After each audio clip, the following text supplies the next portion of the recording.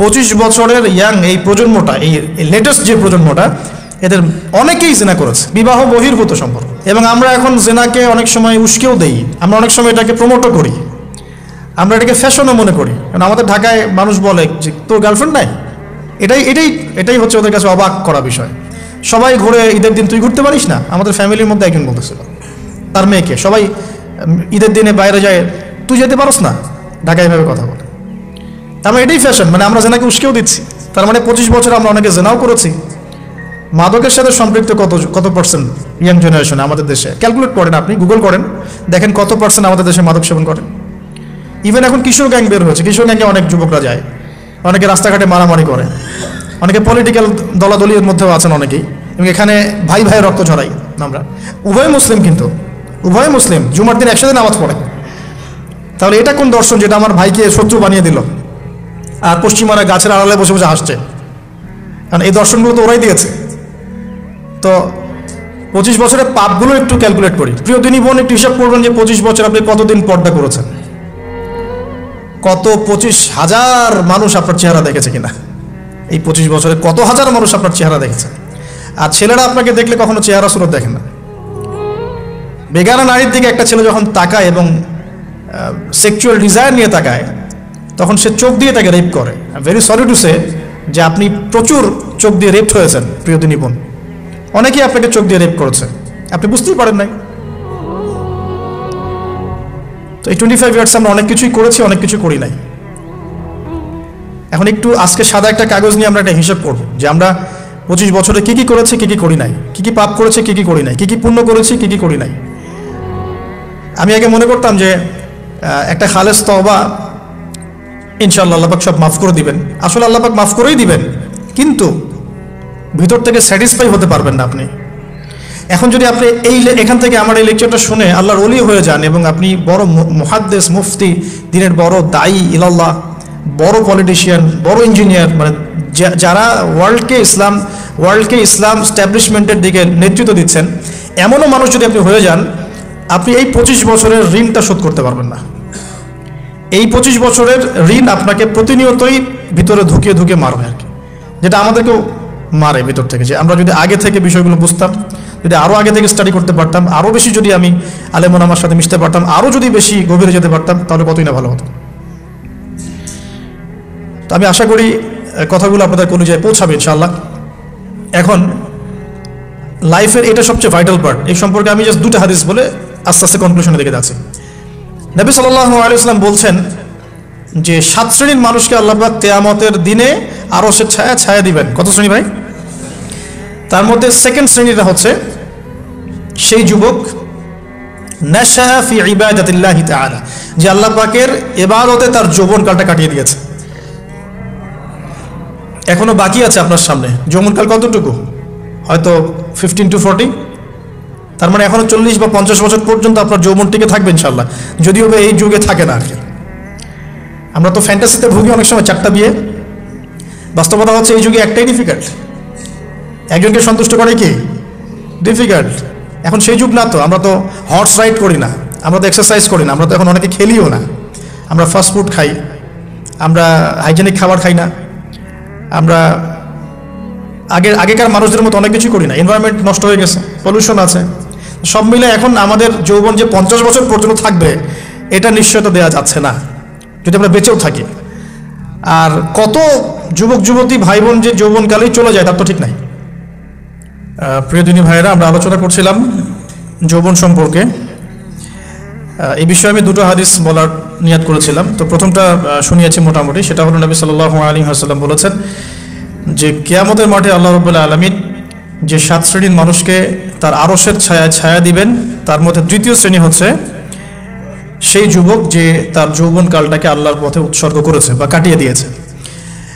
আরেকটা হাদিস যেটা বলতে চাচ্ছিলাম সেটা হলো কিয়ামতের মাঠে 5টা প্রশ্ন হবে, স্পেশাল 5টা প্রশ্ন, যে 5টা প্রশ্নের উত্তর না দেওয়া পর্যন্ত কাউকে ছাড়া হবে না। তার মধ্যে প্রথম প্রশ্নটাই হচ্ছে তোমার জীবন কোন কাজে কাটিয়েছো, এবং দ্বিতীয় প্রশ্ন হচ্ছে তোমার যৌবন কোন কাজে কাটিয়েছো। সো আমি বলছিলাম আপনাদেরকে যে যৌবন কালটাকে যদি আমরা আল্লাহর পথে কাটাতে পারি, ইনশাআল্লাহ তাআলা আমাদের এই যে উদ্দেশ্যটা, যে নিজেরা দিন পালন করব, নিজের পরিবারের মধ্যে প্রতিষ্ঠা করব, আমাদের সমাজে দিন ইসলামের দাওয়াতি কাজ করব, যেখানেই থাকি সৎ থাকবো, একদিন ইনশাআল্লাহ দিন আবার বিজয়ী হবে, এই যে স্বপ্নগুলো, এগুলো বাস্তবায়িত হবে ইনশাআল্লাহ তখনই যখন আমরা নিজেরা পরিবর্তিত হয়ে সমাজের জন্য ভালো কিছু বয়ে নিয়ে আসবো ইনশাআল্লাহ। তা আমি জাস্ট কয়েকটা পয়েন্ট আপনাদের সাথে একটু শেয়ার করে শেষ করে দিব, যে এখন থেকে কিভাবে আপনারা বা আমরা আমাদের যৌবনটাকে আল্লাহর পথে কাটাতে পারি। প্রথম যে পয়েন্টটা আমি লিখে নিয়ে এসেছি সেটা হলো, আমি একটু বলেওছিলাম যে আমাদের নিজস্ব খসড়া একটা আমলনামা তৈরি করতে হবে আর কি। আজকে আমরা সেটা করতে পারি বাসায় গিয়ে, যে আমরা যদি আমাদের গড় আয়ু হয় 60 বছর, তাহলে আমরা এখন কতটুকু সময় পেতে পারি, আর এই সময়টুকুর মধ্যে আমাদের টার্গেট কি, আমরা আসলে কি চাচ্ছি, কি অ্যাচিভ করতে চাই, যা চলে গেছে এই সময়টুকুর মধ্যে আমরা কিভাবে আল্লাহর রহমত পাবো, ক্ষমা পাবো কিভাবে। যা চলে গেছে এর মধ্যে অনেক নামাজ কাজা থাকতে পারে, রোজা কাজা থাকতে পারে। অনেক সময় এমন হতে পারে যে আমরা অন্যের হকও নষ্ট করেছি।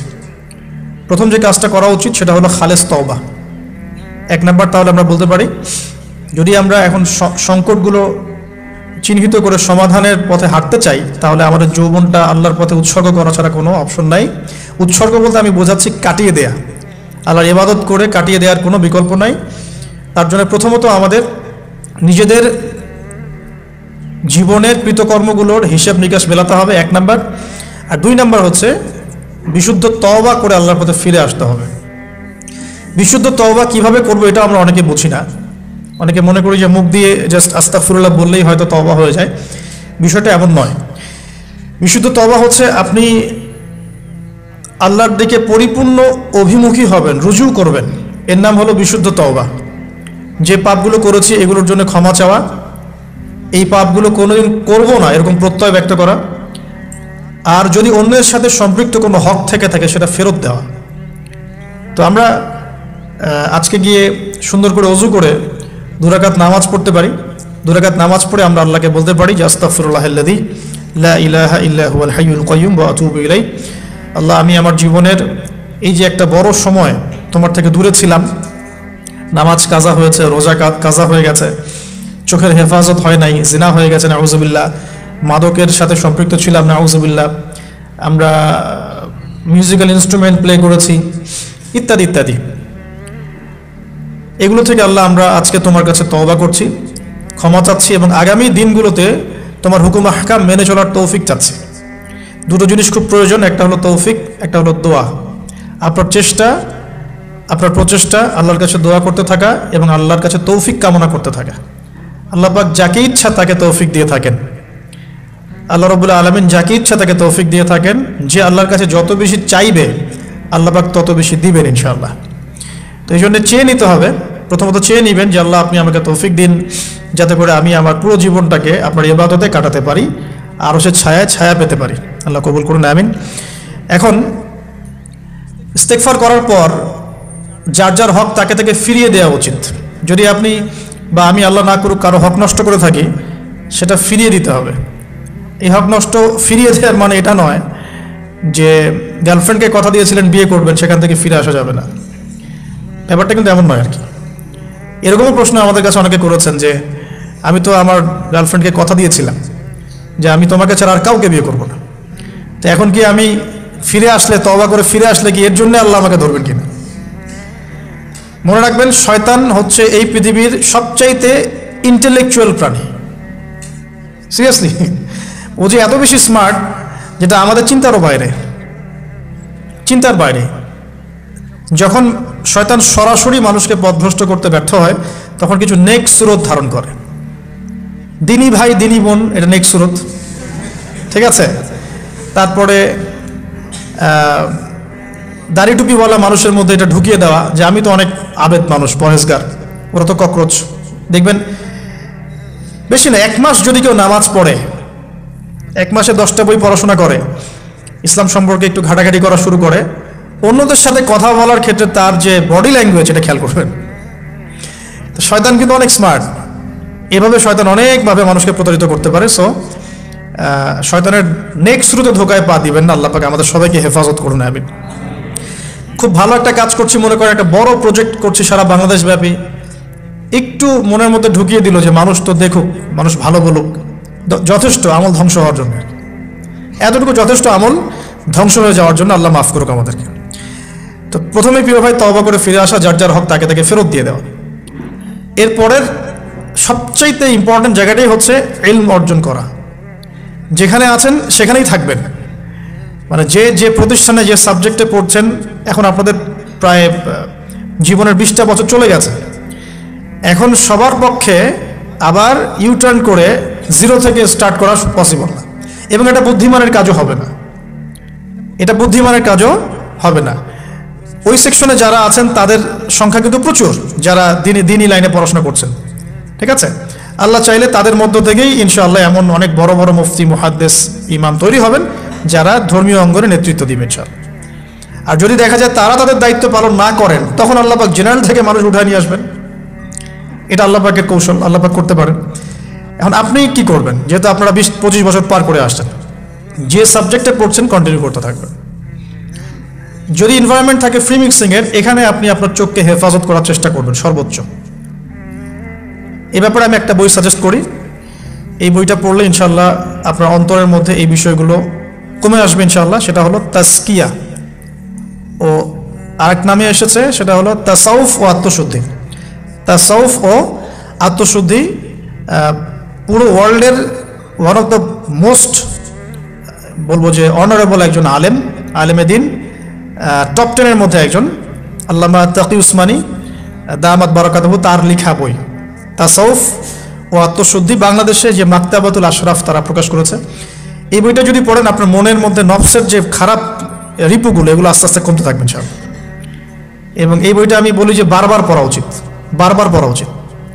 হ্যাঁ, তো আল্লাহ তৌফিক দান করুন। এখন পুরোপুরি ট্র্যাক চেঞ্জ করতে যাবেন না, আপনি আপনার ট্র্যাকেই থাকবেন। এখন এই ট্র্যাকে থেকে আপনি কিভাবে ইসলামিক বেসিক জ্ঞান অর্জন করবেন, কিভাবে পসিবল? কঠিন, অসম্ভব কিছু না, কঠিন। আমি অভিজ্ঞতা থেকে বলি আমার মতো করে। ফার্স্ট অফ অল, একজন বিজ্ঞ কারি সাহেব, হাফেজে কোরআন বা কারি, প্রাথমিক স্টেজ বলছি, বিজ্ঞ একজন কারি সাহেব বা হাফেজে কোরআন, যার সাথে আপনার ভালো সম্পর্ক বা যাকে আপনি চিনেন, রিনাউন্ড, বা যিনি খুব কোঅপারেটিভ, আপনাকে সময় দেন, টাইম দেন, এরকম কারো কাছে গিয়ে আপনি কোরআন তেলাওয়াত করা শিখবেন আগে। ফার্স্ট অফ অল এটা কাজ, কোরআন তেলাওয়াতটা আগে শিখবেন। আমি তো দুঃখ করে বলি, কষ্ট করে বলি যে আমাদের এই দিনী অঙ্গনে এমন অনেক মানুষ আছে যারা ইভেন কোরআন রিসাইট পর্যন্ত করতে না পেরেও অনেক বড় বড় জায়গায় অভিনয় করেন, দিনিয়াতের অভিনয় করে যান, নিজের সাথে অভিনয় করে যান। অনেক সময় উদ্ধতাবশত বড় বড় আলেমদেরকে বাহাসের জন্য চ্যালেঞ্জ করে থাকেন, অথচ কোরআন তেলাওয়াত শুদ্ধ না। কোরআন তেলাওয়াত শুদ্ধ না মানে নামাজই হচ্ছে না। কোরআন তেলাওয়াত শুদ্ধ না মানে কি? নামাজ হচ্ছে না। কবুল করার মালিক তো আল্লাহ, শর্ত তো এটা। কবুল করার মালিক তো আল্লাহ। আল্লাহ পাক চাইলে কেউ এক ওয়াক্ত নামাজ না পড়লেও তওবা করে ফিরে আসছে মওতের আগে, হয়তো আমরা জানি না, আল্লাহ মাফ করে দিয়েছেন, হতে পারে না? এটা তো শর্ত। কোরআন তেলাওয়াত তাজবিদের সাথে শিখতে হবে। তো এখানে যদি একজন আলেম থাকেন, একজন কারি থাকেন, হাফেজ থাকেন, তার কাছে আপনারা ব্যাচ করে পড়লেন, অথবা সে যদি কোনো ইনস্টিটিউট খোলে সেখানে আপনারা একটু সময় দিলেন, বা যারা পড়তে জানেন আবার মস্ক করে নিলেন। ফজরের পর 1 ঘন্টা, সপ্তাহে 3 দিন, 3 মাস এনাফ। ফজরের পর 1 ঘন্টা, সপ্তাহে 3 দিন, আপনার 2 থেকে 3 মাস যথেষ্ট। কোরআন তেলাওয়াত আপনি শিখে ফেলবেন ইনশাআল্লাহ। এটা প্রথম কাজ। এটা না করে পরের কাজগুলো আসলে পসিবল না। এগুলো সব জাতামাতা কাজ হয়ে থাকবে, এগুলো মানে পূর্ণতা পাবে না। প্রথম কাজটাই কোরআন তেলাওয়াত শেখা। এরপরে আপনার অনেকে তাবলিগ জামাতে সময় দেন, সময় দিবেন। অনেকে দেখা যায় যে বাসায় দিনই বই পুস্তক পড়েন, এগুলো পড়বেন, ঠিক আছে। অনেকে হাদিসের বইয়ের যে অনুবাদগুলো হয়েছে এগুলো পড়বেন, সমস্যা নেই, কিন্তু কোরআন তেলাওয়াত অবশ্যই শিখবেন। তারপরে আপনি যদি এখান থেকে বের হওয়ার পরে বা রানিং অবস্থাতেও যদি সময় বের করতে পারেন, তাহলে মাদ্রাসা অঙ্গনের কোনো আলেমের সোহবতে গিয়ে আপনি অ্যারাবিক ল্যাঙ্গুয়েজ এবং অ্যারাবিক গ্রামার শিখবেন। ওটা আপনার শেখার লেসন 2, কোরআনের পর এটা শেখার লেসন 2। অ্যারাবিক ব্যাকরণ, অ্যারাবিক গ্রামার এবং অ্যারাবিক ল্যাঙ্গুয়েজ ছাড়া কোরআনের তাফসির তর্জমা এগুলো বোঝা যায় না। যে যাই বলুক এটাই ফুল স্টপ কথা। তাফসির আপনি তো বঙ্গানুবাদ দেখে অনেক কিছু বুঝতে পারেন ঠিকই, আল্লাহ পাক বলেছেন সুদ খেও না, জেনার ধার কাছে যেও না, এগুলো কমন মেসেজ, সেগুলো সবাই নিতে পারে। একজন অমুসলিম ভাইও সেই ওইটা যদি বাংলা পড়তে পারে সেও বুঝতে পারবে কি বলতে যাচ্ছেন আল্লাহ পাক। অ্যারাবিক ল্যাঙ্গুয়েজ, অ্যারাবিক গ্রামারের ভিতরে না ঢুকলে আপনি কোরআনের ভাষাটাকে ধরতে পারবেন না, আল্লাহ পাকের যে মানে ঐশী গ্রন্থের বালাগাত এটা আপনি বুঝতে পারবেন না। তো এই জন্যে এটা তো সিম্পল এক্সাম্পল। আমরা যদি এখানকার ল্যাঙ্গুয়েজ কি বইগুলোর, ইংরেজি না বাংলা? ইংলিশ। মাশাআল্লাহ, ইংলিশ ল্যাঙ্গুয়েজ যদি না জানতাম আমি কি এখানে পরীক্ষা অ্যাটেন্ড করতে পারতাম? আমি তো ওই টপিকটাই বুঝবো না কোন টপিক আলোচনা হচ্ছে, স্যার কি পড়াচ্ছেন। আমার তো ইংরেজি গ্রামারের এবং ইংরেজি ল্যাঙ্গুয়েজটিক আমার কোনো দক্ষতা নাই, তাহলে আমি কীভাবে ওই চ্যাপ্টার 1, চ্যাপ্টার 2, চ্যাপ্টার 3 এই টপিক ওই টপিক কেমন করে বুঝতে পারি? সিমিলার এখানে কোরআনের ক্ষেত্রে যদি আপনি ল্যাঙ্গুয়েজগুলো না জানেন এবং গ্রামারটা না বোঝেন, তাহলে কোন সূরার ভিতরে কি গভীর মর্ম এগুলো আপনি ধরতে পারবেন। ভাষা একটা অর্থ বুঝতে পারবেন, ভাষা অর্থ পরীক্ষায় পাশ করাতে পারে, কিন্তু A+, গোল্ডেন A+ আনতে পারে না। তা আশা করি আপনি বুঝতে পারছেন যে আমি কি বলতে যাচ্ছি। তো এটার জন্যে এখন এক্সাম্পল বুঝে নেন, এই যে এখানে ইংরেজি ল্যাঙ্গুয়েজ পড়ছেন, ওই ল্যাঙ্গুয়েজের উপরে বেস করে আপনি বইগুলো শেষ করছেন, এটা কি ওস্তাদ ছাড়া করছেন না ওস্তাদ সহ করছেন? টিচার লাগে না? সেম জিনিস কোরআনের ভাষা শিখতে হলেও, গ্রামার শিখতে হলেও এরকম কিছু ওলামায়ে কেরাম আপনাকে খুঁজে বের করতে হবে। এখন ওলামায়ে কেরামরা কিন্তু অনেক ব্যস্ত, অনেকের অনেক কাজ থাকে, অনেকের মাদ্রাসা থাকে, অনেকের দিদি খেদমত থাকে, এর মধ্যেও আল্লাহর কাছে দোয়া করতে থাকেন, ইনশাল্লাহ আপনাকে আপনার ওস্তাদ আল্লাহ পাঠিয়ে দিবেন ইনশাল্লাহ।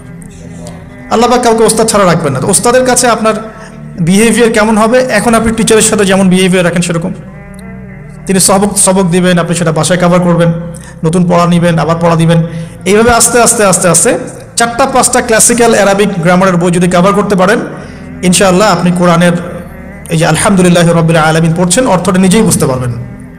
হ্যাঁ, যালিকাল কিতাব লা রাইবা ফি হুদাল লিল মুত্তাকিন পড়ছেন, আপনি নিজেই বুঝতে পারবেন যে আল্লাহ পাক কি বলছেন আমাকে।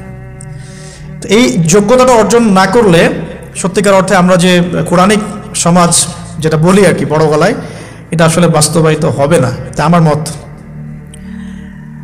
আর এরপরে আপনি আরও উঁচু লেভেলে যদি পড়তে পারেন, যে পড়াশোনা শেষ, আপনার জব সেকশন নিশ্চিত, আপনার সময় আছে মাশাআল্লাহ, এখন এই সময়ের মধ্যে আপনি চাইলে হাদিসের যে কিতাবগুলো, হাদিসের বেসিক কিতাবগুলো মোতালা করতে পারেন, যে কাজটা আমি এখন করছি আর কি। হাদিসের বেসিক কিতাবগুলো আপনি মোতালা করতে পারেন। এটার জন্য অ্যারাবিক এবারত পড়ার যোগ্যতা অর্জন করতে হবে। এটা কি জিনিস? এটা হচ্ছে জবর জের পেশ ছাড়া আরবি পড়ার যোগ্যতা।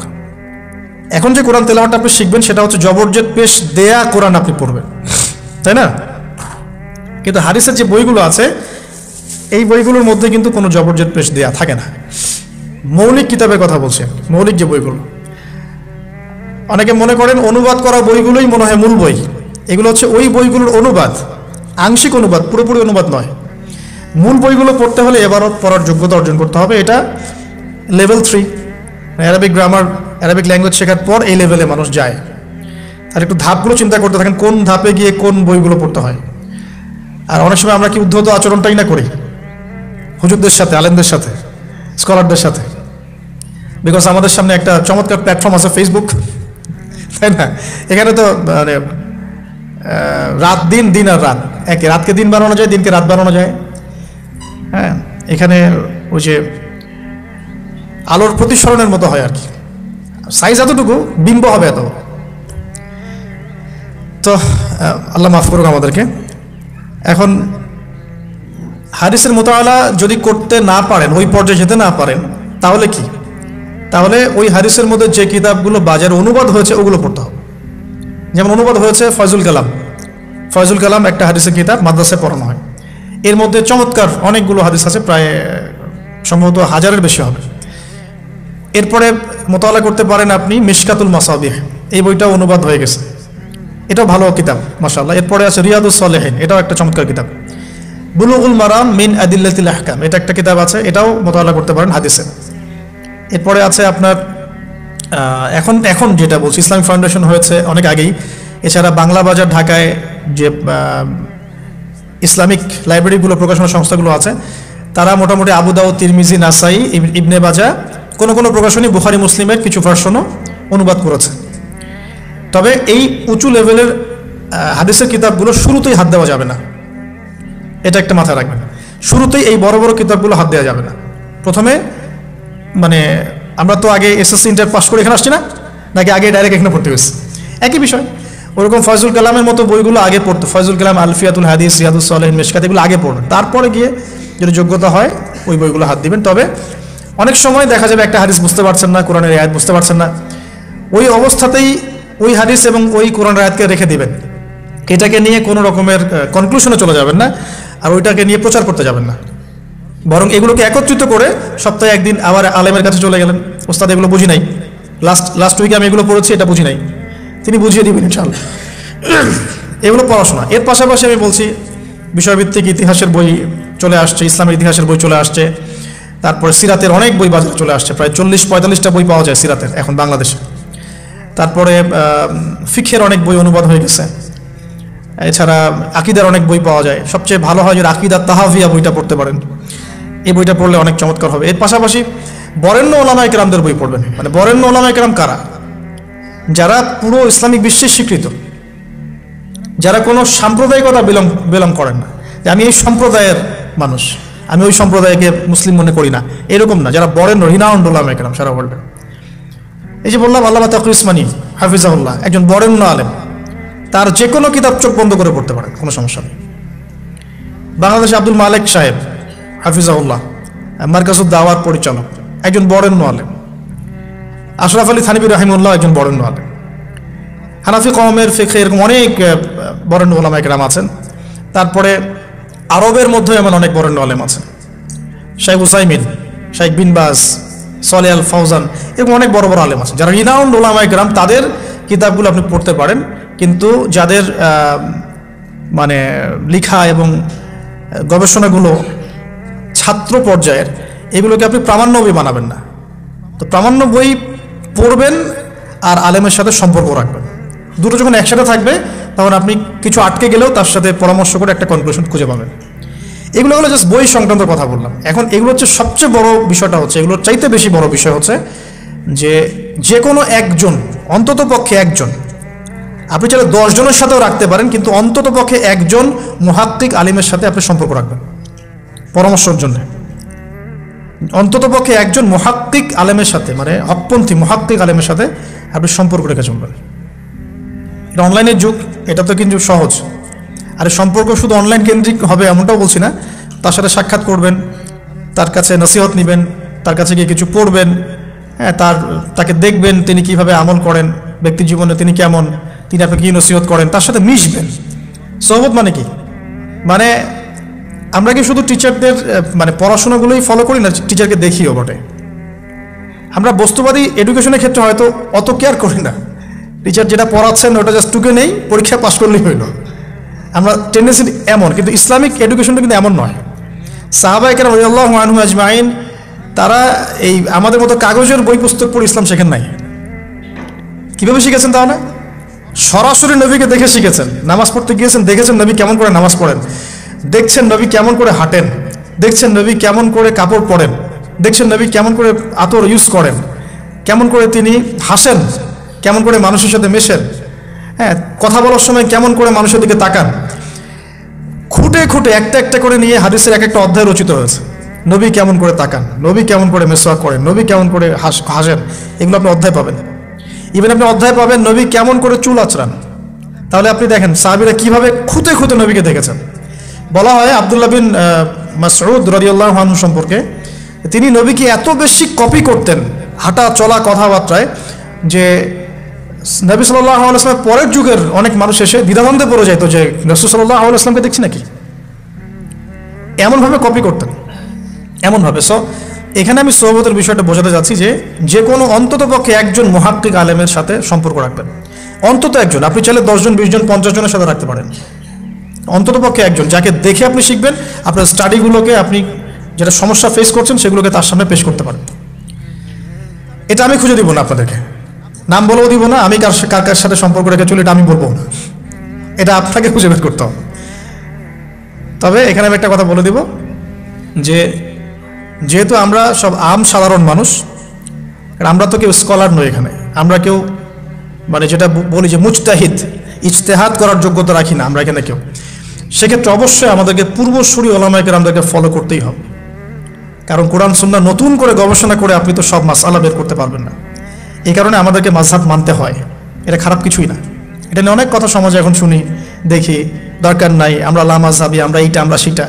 এগুলো আসলে বোগাস কথাবার্তা এবং সমাজ বিভক্তকরণের মূল হাতিয়ার এগুলো হয়ে গেছে। এখন সমাজের ইউনিটি নষ্ট করবেন কেন? কোরআন এবং সুন্নাহ আল্লাহ ফলো করতে বলেছেন, দ্যাটস অল।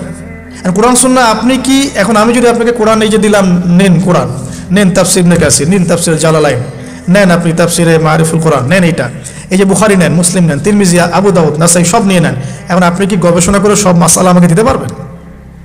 ইম্পসিবল আমার পক্ষে, এখন ইম্পসিবল। তাহলে এগুলো যারা গবেষণা আগে করেছেন তাদের কিতাব তো আমাদেরকে পড়তে হচ্ছে। এটাই হলো তাদের মত নেয়া, তাদের মত অনুযায়ী পথ চলা।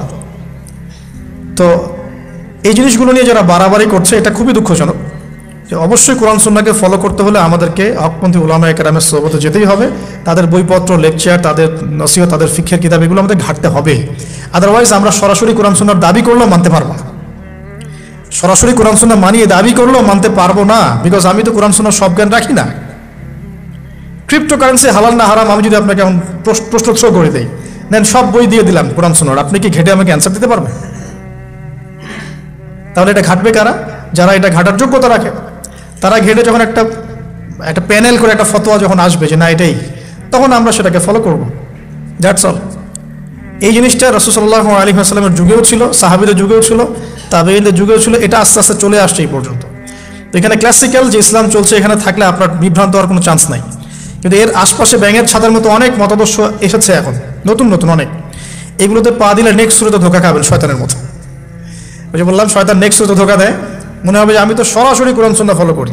আদতে আপনি কোরআন সুন্নাহই ফলো করছেন না, আদতে আপনি কোরআন সুন্নাহর কিছুই ফলো করতে পারবেন না, বা ফলো করলেও আংশিক পারবেন, আংশিকটা পারবেন না।